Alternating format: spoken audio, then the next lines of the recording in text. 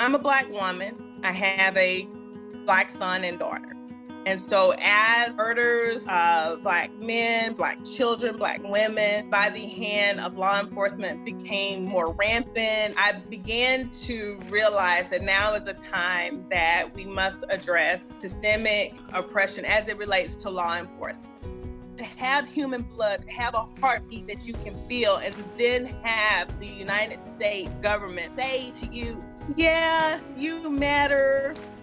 Yeah, not quite all that, to be diluted down to something less than who you are. That is what injustice is, when you're not valued.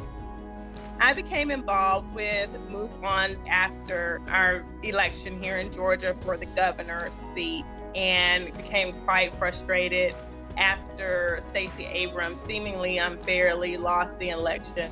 MoveOn best embodied my desire to connect with real people in real time, to talk about real solutions that we could push forward in the agenda, especially with Biden-Harris and other Senate campaigns.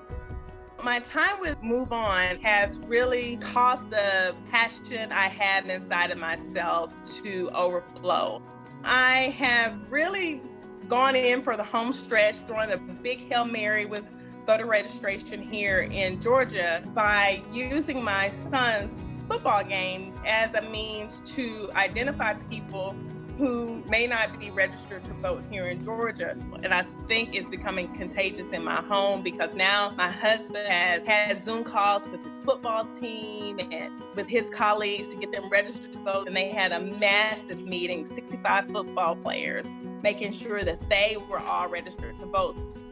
And now that I have several people who have registered to vote and are excited about voting, my job is to get them to the polls. The reason why I support Biden-Harris, it is a ticket of civility and decency.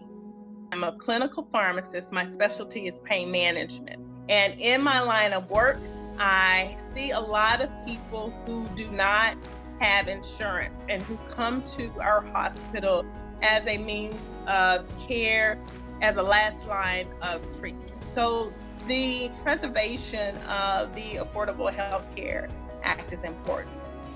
I come from a long line of people who have served in this country, and people who, despite the fact that there have been so many odds against them, have pushed and pushed and pushed and said the American dream is for me too.